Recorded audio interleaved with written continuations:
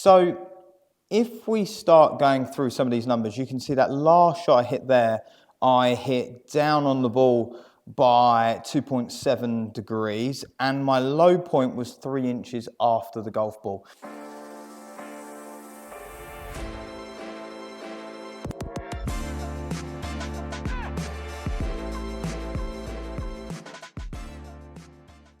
Hi everyone, and welcome back to my channel.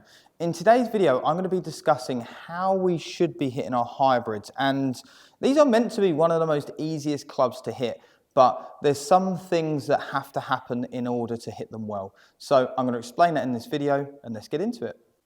So there are so many different types of hybrids out there. They come in different shapes and sizes, and they come in different lofts. They can range now anything from a 7 hybrid all the way up to a 2, or down even to a 2 hybrid. And where would we need those? And for a lot of people, it is purely about loft and launch. Okay, so a hybrid is built in a certain way. It is an iron replacement, in my opinion, not a wood. Okay, so that's where a lot of people go wrong. They try and treat it like a fairway wood and they attack it in the wrong manner. But this is an iron replacement, and you'll see here that it has quite a long tail at the back, which is going to be really helpful for having a nice shallow attack angle and picking it off the surface and it launching nice and high for you. So this in my hand here is a 5 hybrid. Now, please don't assume that because this one's a 3 hybrid, it's necessarily going to go further.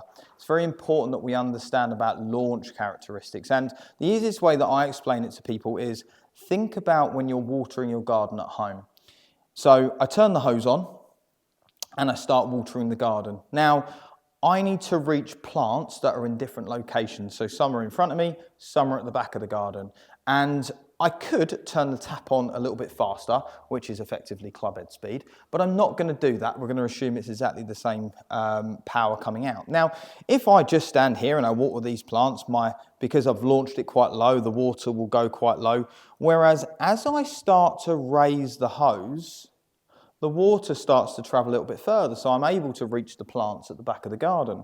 Then, of course, if I launch it too high, the water just comes back down on me. So it's very important that we find the right loft for you as well.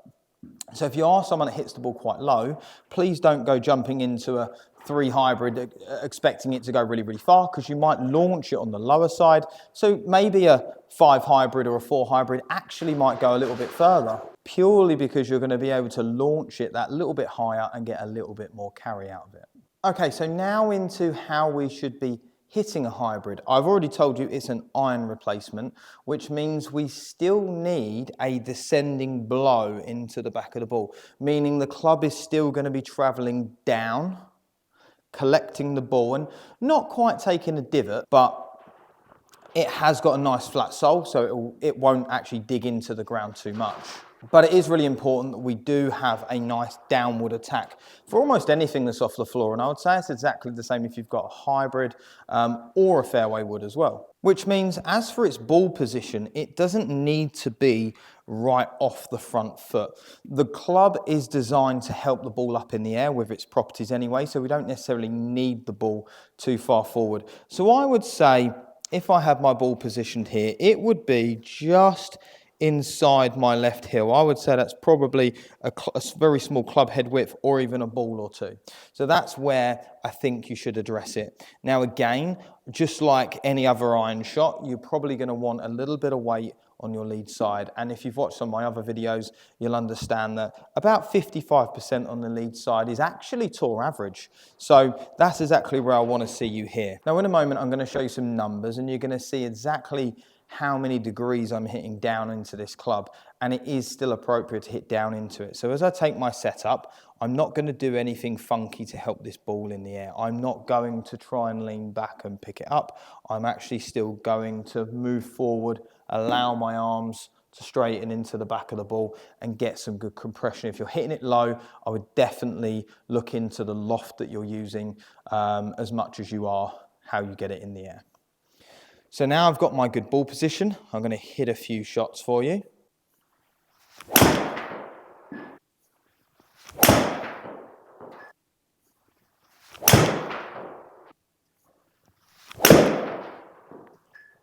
So that one there was a really, really good contact.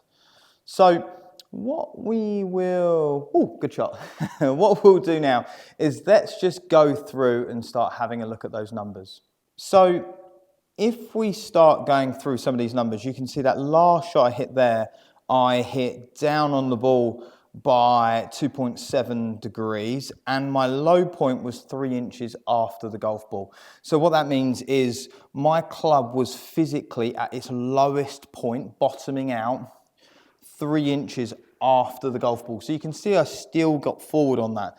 I still had a descending blow on average of 3.2 degrees. So if we go through each of those shots now, you can see that one 2.7, 3.3, nearly hitting 4 inches after the ball.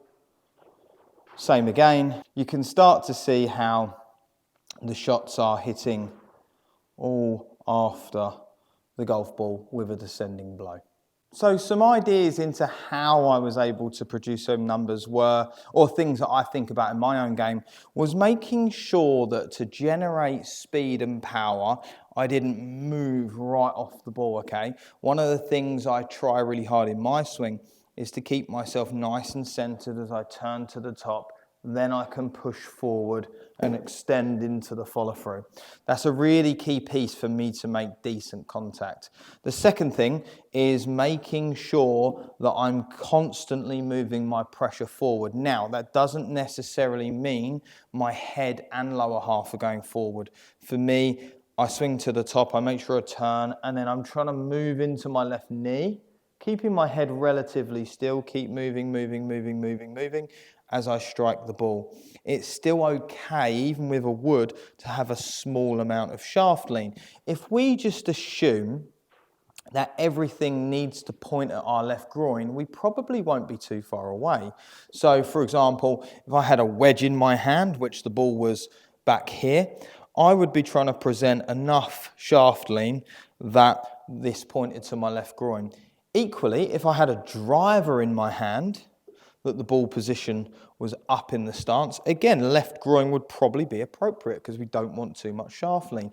So even with a hybrid, knowing that the ball is one club head back or a couple of balls back, it's appropriate to have just a small amount of shaft lean.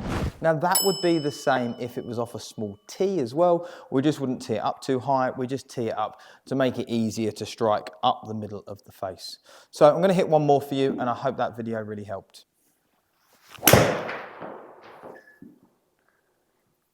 So thank you for watching, and if that video helped, then please give it the thumbs up, and if you could subscribe to my channel, it would really mean a lot and really help. So thanks again, and I'll see you all soon.